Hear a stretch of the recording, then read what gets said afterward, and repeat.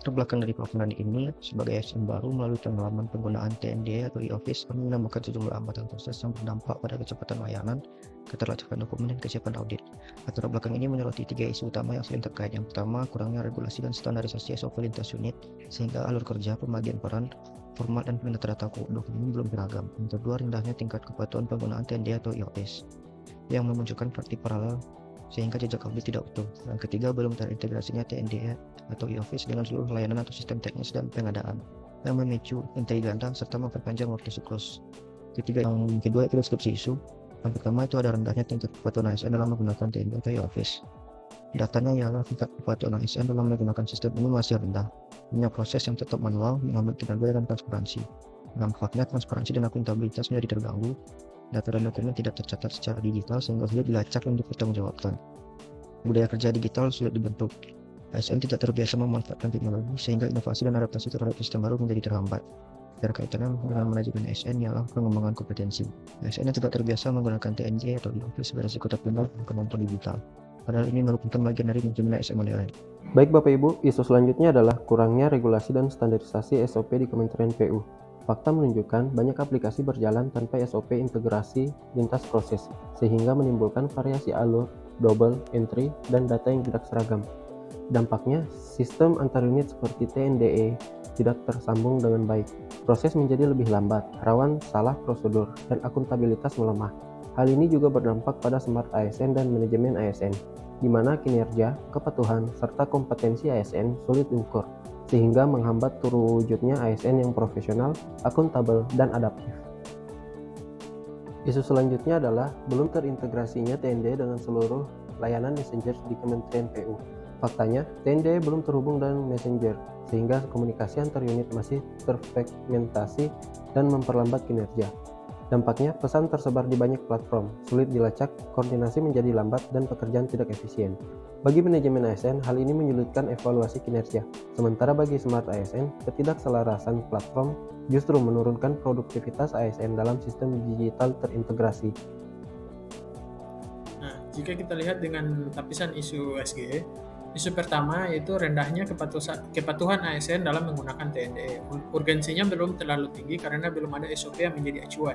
Namun dari sisi seriusness, dampaknya signifikan, arsip digital kacau, audit terhambat, dan efisiensi kerja menurun. Dari sisi growth, jika ada sosialisasi dan monitoring, kualitas implementasi bisa meningkat, meskipun tetap sangat bergantung pada SOP. Isu kedua, regulasi dan standarisasi SOP. Ini lebih mendesak karena tanpa SOP, ASN tidak punya standar kerja yang jelas. Dampaknya serius, kepatuhan sulit ditegakkan, dan dokumen berisiko tidak teratur. Tapi growth-nya sangat besar jika SOP diterapkan. Pemanfaatan TNDE bisa tumbuh pesat, meningkatkan kepatuhan, efisiensi, dan konsistensi kinerja ASN. Isu selanjutnya adalah belum terintegrasinya TNDE dengan seluruh layanan Messenger Kementerian PU. Dilihat dari urgensinya mendapat nilai 3 karena tanpa integrasi, komunikasi resmi yang seharusnya bisa cepat melalui Messenger menjadi terhambat. ASN harus beralih-alih aplikasi untuk mengirimkan dokumen atau informasi penting yang membuat proses kerja menjadi tidak efisien. Lalu dari sisi seriousness mendapat nilai 3 karena dampaknya lebih bersifat teknis, yaitu mengurangi efisiensi komunikasi dan pemanfaatan sistem, tapi tidak sekrusial masalah kepatuhan ASN dan ketiadaan SOP. Dan terakhir dari sisi growth, jika dilihat mendapat nilai 4 karena jika integrasi dilakukan, pemanfaatan TNDE akan lebih optimal karena sistem komunikasi menjadi lebih praktis, cepat, dan user-friendly, sehingga mendukung peningkatan kepatuhan ASN. Dari hasil analisis urgency, seriousness, and growth, dari ketiga isu tersebut, kami mendapat yang menjadi isu utama adalah regulasi dan standarisasi SOP karena dianggap mendesak, serius, dan cepat memburuk jika tidak ditangani sebagaimana mestinya.